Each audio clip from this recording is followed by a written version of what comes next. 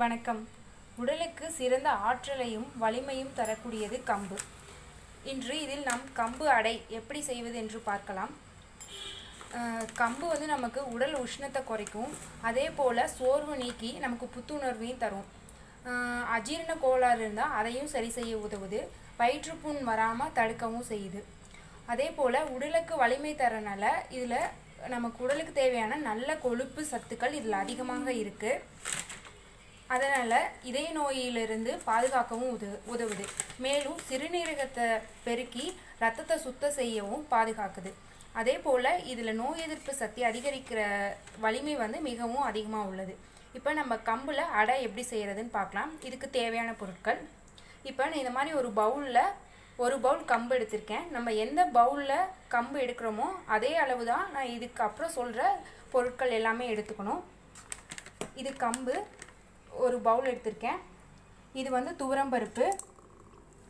இந்த பவுல் அளவுலேயே ஒரு பவுல் துவரம்பருப்பு, ஒரு பவுல் நம்ம புழுங்கரிசி சாப்பாட்டுக்கு யூஸ் பண்ணுற அரிசி, அதே பவுலில் ஒரு பவுல் பச்சரிசி, ஒரு 2 ஸ்பூன் நிலக்கடலை பருப்பு, பெருங்காயத்தூள், ஒரு மிளகாய், தேவையான அளவு உப்பு, 3 பற்கள் பூண்டு, ஒரு சிறு துண்டு இஞ்சி, 2 ஸ்பூன் ஜீரகம், 2 ஸ்பூன் மிளகு, 2 ஸ்பூன் தேங்காய். இது கூடயே கைப்பிடி அளவு கொத்தமல்லி தழை, கறிவேப்பிலை, பெரிய வெங்காயத்தோல் சின்ன சின்னதாக நறுக்கி வச்சுருக்கேன். இப்போ நம்ம இந்த கம்பு, புழுங்கல் அரிசி, பச்சரிசி, துவரம்பருப்பு இது எல்லாத்தையும் நல்லா அலசிட்டு ஒரு மணி நேரம் நல்லா ஊற வச்சு எடுத்துக்கலாம். இப்போ இதில் எந்தெந்த பொருட்களை போட்டு அரைக்கணும் அப்படின்றத சொல்கிறேன். பச்சரிசி, புழுங்கல் அரிசி, கம்பு, துவரம்பருப்பு இதெல்லாம் ஊற வச்சுருப்போம்.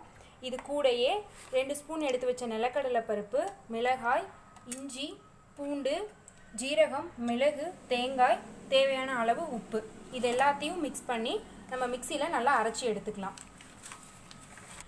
இப்போ பாருங்கள், அது ஊற வச்சதை 1 மணி நேரம் ஊற வச்சதுக்கப்புறம் நல்லா அலசிட்டு நல்லா மிக்சியில் வச்சு அரைச்சி எடுத்துக்கிட்டேன்.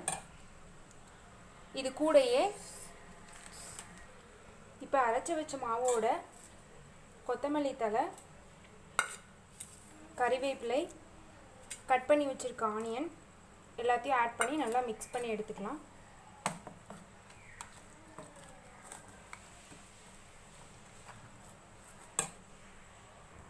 இப்போ பாருங்கள், நல்லா மிக்ஸ் பண்ணியாச்சு. இது கொஞ்சம் தண்ணியாட்டம் இருக்க மாதிரியே கரைச்சிக்கலாம்.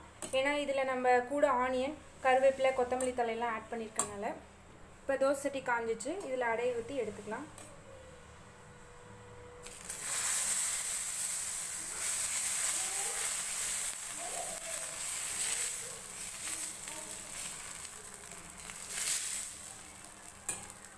இதுக்கு விருப்பப்பட்டால் நீங்கள் நெய் கூட கொஞ்சம் ஸ்ப்ரெட் பண்ணிக்கலாம். அப்படி இல்லைன்னா சாதாரண ஆயில் நம்ம வீட்டில் என்ன யூஸ் பண்ணுறோமோ அதை எடுத்துக்கலாம். இதை கொஞ்சம் சிம்மில் வச்சு வேக வச்சுக்கலாம். ஏன்னா எல்லாமே பச்சையாக போட்டிருக்கோம் பருப்பு எல்லாமே. அதனால் லைட்டாக சிம்மில் வச்சு வேக வச்சு எடுத்துக்கிட்டால் கொஞ்சம் நல்லா வெந்துடும். சுவையான கம்பு அடை தயார். இதுக்கு நம்ம சைடிஷாக தேங்காய் சட்னி, பருப்பு சாம்பார் இது மாதிரி ஏதாவது எடுத்துக்கலாம். நன்றி.